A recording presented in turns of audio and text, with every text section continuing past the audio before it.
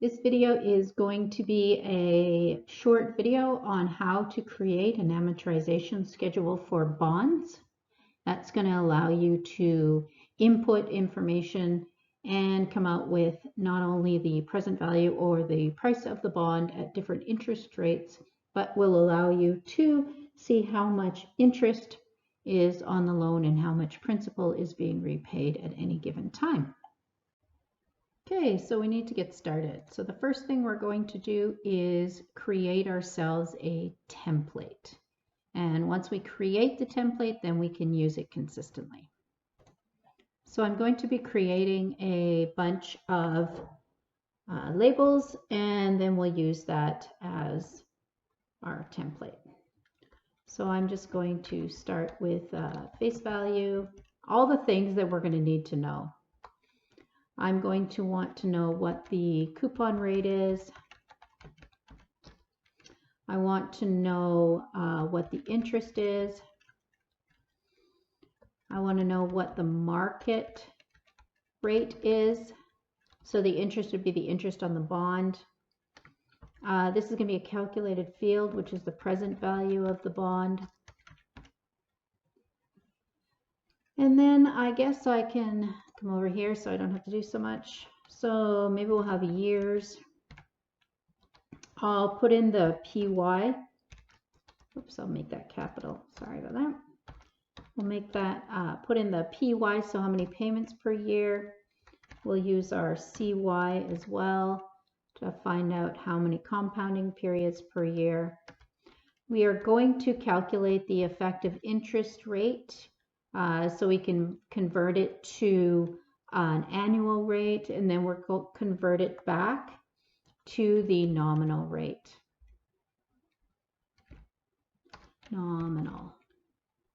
Okay, so those are a few of the things that we're going to need to put in there. So we've started. I'll make it a little bit prettier as I go, and understanding that there's certain things that are going to be inputs and certain things that we will be making as a calculated field. Okay, so the other thing that we're going to need is we want to then have a place for our table. So we're going to start here and just sort of build up what our table is going to look like. So this is going to be the end of the payment interval. And maybe I'll just, yeah, I can do that. I'll just make it bigger so that we have room for that. And wrap that text. End of payment interval. We'll do the bond, Alt-Enter interest. We'll do the market rate interest. Alt-Enter rate. Alt-Enter interest. Okay, so we got, oh, might need to make that a little bigger. It's not important, but I kind of like to make it look pretty. Then we're going to do the amount of the premium, or, whoops, the discount. So I'm just putting all the stuff. You'll see in your text that there is a bond schedule in there. So I'm just sort of copying the format from there. So I've got to go back. I need the bond book value. I'll have the remaining premium or discount.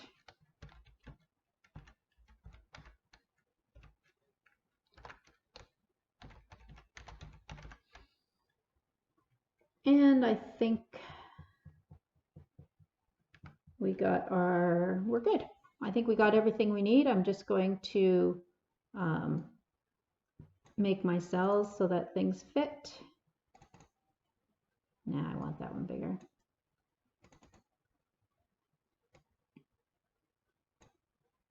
There, amount of premium or discount. So it doesn't really matter. This up here, I'm going to block it off. And I will probably just give it a nice shade so that we know what it's going to look like. And there's going to be a few that are going to be calculated out that we won't touch too much. So a couple of things is we'll create a formula for the effective and nominal rate. So I'll make that just sort of an orange. And we're also going to be calculating out the present value of the bond. Everything else that we have in here, I can change that color. And we're just going to have it so that it's somewhere, whoops, I don't even know what color to put. We're going to be entering values for. I don't know why I picked green, but who cares? Okay, so then everything else should automatically update. So we start creating our template. And once we've created our template, then we should be able to enter any information in there we want. And we'll go from there.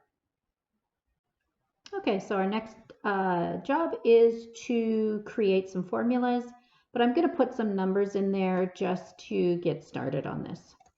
So let's say the face value of our bond is $16,000. I'm also going to fix up some of the formatting in here as well. So 16,000. The coupon rate is 7.8%. Dollar sign, that's not a percent. The interest will be calculated. I guess I should have made that that little weird color. The interest will be calculated. We'll make a calculated field in there. The market rate we're going to say is 5.3%. The present value of the bond, we'll create one. Number of years, we'll make it 10. And this one, the payments per year is 2, and the CY, or compounding per year, is 2. Okay, so right now we're going to start with our bond interest. Our bond interest is going to equal PRT, right? So I equals PRT, so that equals our face value times our coupon rate. I don't like it when it does that, which is, so it's B2,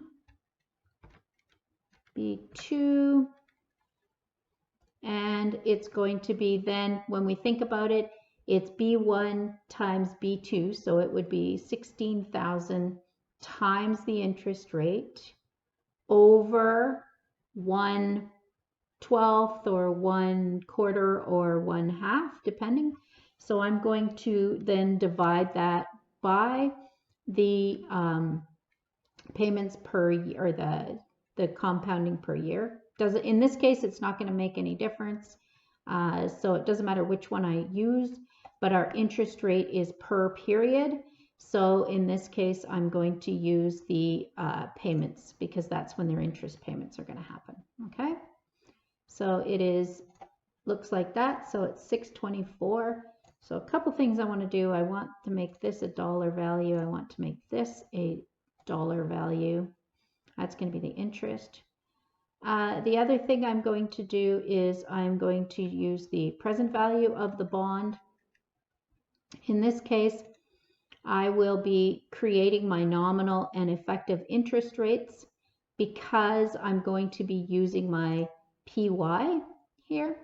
So I will go and do my interest rates to start with. So this is going to be my effective interest rate. So I'll just start with EFF. So it's effect.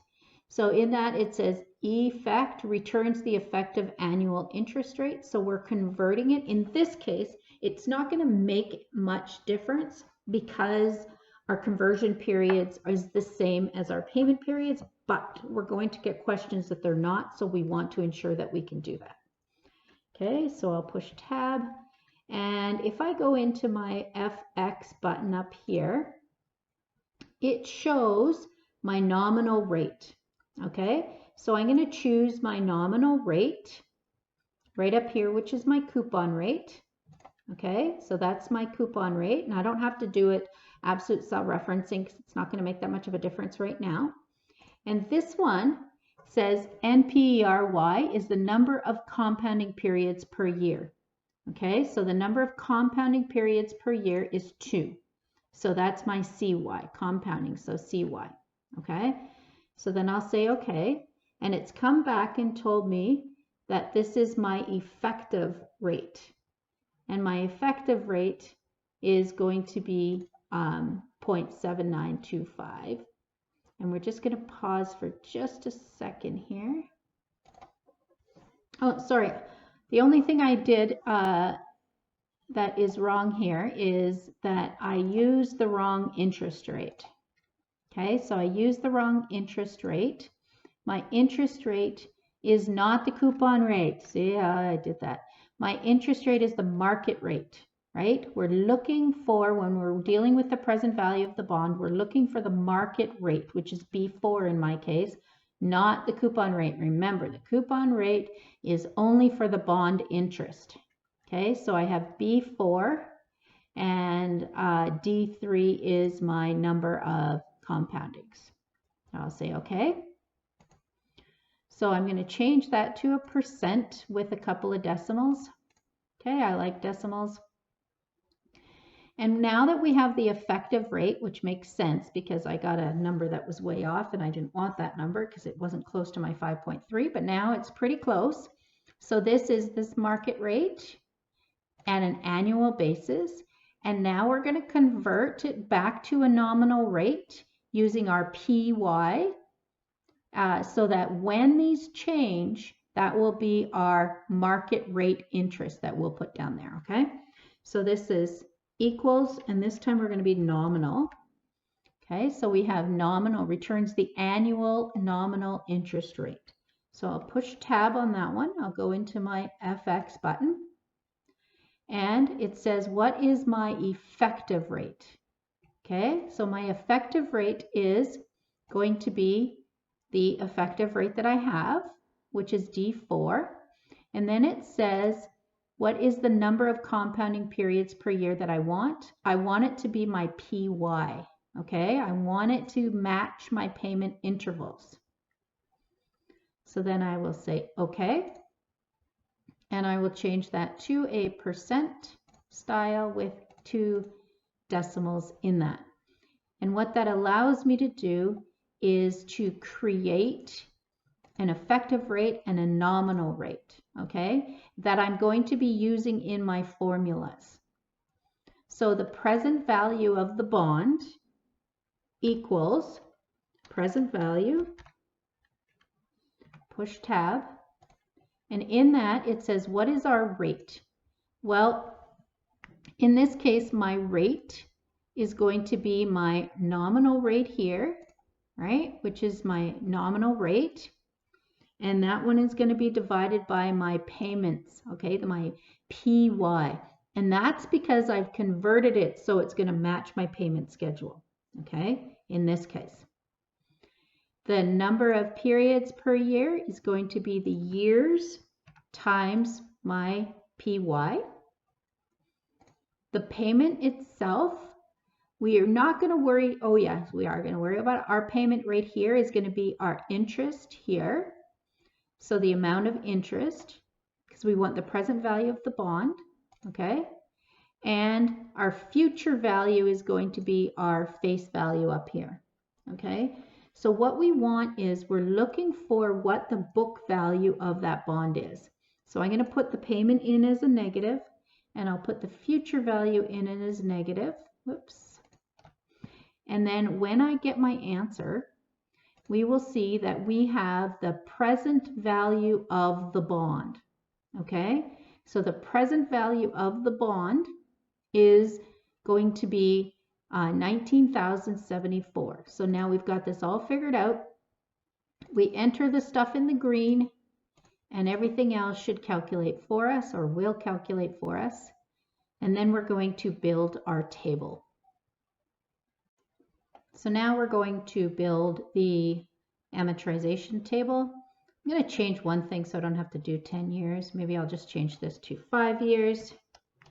And then we can see what's going on. That's 16,000. That's good face value. Doesn't change much else. So I just didn't want to keep going down for 20 periods. So we're going to say at the end of the, I'm going to put a few, I don't know that we need that to be up there. I think it's fine. So payment interval 1, 0, 1, 2, etc. Oops, not 20. And I'll just take those 3 and they'll fill down for a bit. I'll just drag down until it gets to, I don't know, I'll put it down to there. Because this is going to depend upon the size of your number of years, is going to depend upon how many periods you have. But basically, if we go across here, we're going to be talking about our book value. Our book value is going to equal the present value of the bond, is our book value. Okay, I'll make that a little bigger. And now, if we look at our remaining discount or our premium, so this is going to be the difference between the face value and the book value. Okay, so in this case, it's going to show up as a negative number, and we're going to end up wanting to drop that number down, our premium, all the way down to 0. Okay, so that equals the face value of the bond. So we're starting with it. It equals the face value of the bond minus the book value. Okay, so we're just going to start and create that first one. So we can say that the discount, the remaining discount on that bond, or this is actually a premium because it's more. So they paid $1,736.92 more for the bond than the face value is worth. And our goal in the end is to make it 0. Okay, so the book value equals the face value. So in our bond interest, our first one here, this is going to equal the absolute cell reference of our interest. It's not going to change. Okay, so I'll just click that cell and do an absolute cell reference. The market rate interest, oops, I did not push enter. I did not. That equals this cell and F4 and enter. Thank you very much. So now we have our bond interest here. Our market rate interest, so we're going to do a formula for that. That takes the book value, and so we have our book value times our interest rate or our market value. And we'll, because we have to figure out what our market rate interest is for that. So we'll create a formula in there using the I equals PRT. So that equals the book value that we have going on here times our nominal rate of interest. Okay, so remember we did our change up, so we did our nominal rate of interest, and we're going to divide that by our payment schedule because we've created it so that it's equivalent. So our market rate of interest, oh, I should make some stuff absolute, all of it. So that F4, everything there, because it's, oh no, I'm not going to F4 the E8 because this value here is going to change. So, oops, I clicked off somewhere else there. So we want E8, so that will change as we go, but D5 and D2 need to stay the same. Okay, so they need to be an absolute cell reference for D5 and D2. Okay. All right. So we got our market rate and our amortization or premium discount. Okay, so the change in our the amount of premium or discount in this one period equals our market rate interest minus the bond interest. Okay, so we end up with a negative number, which is okay because we're trying to drop it down. This value will end up going up, and this value, book value, will end up going down, and the remaining discount will go back up. Not sure why that didn't turn red like this one did, but we'll fix it. Okay, so our discount is the difference between the market rate interest and the bond interest. Our book value equals, and when we look at our book value, we're going to take our book value and we're going to add the amount of our discount. Okay, so we're adding our discount, and this is going to cause it to go down. Our book value goes down a little bit because we've amortized it just a little bit more. Okay, so the remaining premium on the discount is going to equal the difference here, and we have to bring that back up. So we're adding, so our formula in here equals the remaining discount plus our amortization premium on our amortization discount. Okay, and hopefully that does what we want it to do. Oops, I meant minus. We want F8 minus D9. Let's double check that that works. Yeah, because we want this discount to go all the way down to 0. And this is a negative value. Okay, so we have, this is a negative. I don't know why they're not red. Okay, that helps. Okay, so we want this value, our remaining discount, to go down to 0. Our book value eventually is going to get to 1,600. We have our market rate interest and our bond interest. So I think we're ready to fill. Just have to make sure. But sometimes I fill a little early and then I'm like, oh dear, I shouldn't have done that. So this is 5 years, so we should be good. Okay. So the difference here is that we can see that we had a book value of $17,736 for a $16,000 bond. So they paid a premium, and the discount on that, or the premium actually, was $1,736. In the end, the book value ends up being $16,000, and our value remaining of our discount or premium is 0. Now this is going to come in handy for accounting as well. So we've just created the table. Now we could then sum up. So if you just add those guys up, you can find out what the sum is. It's down the bottom to find out how much interest was paid, etc. So I think that's it. I don't think I missed anything in there.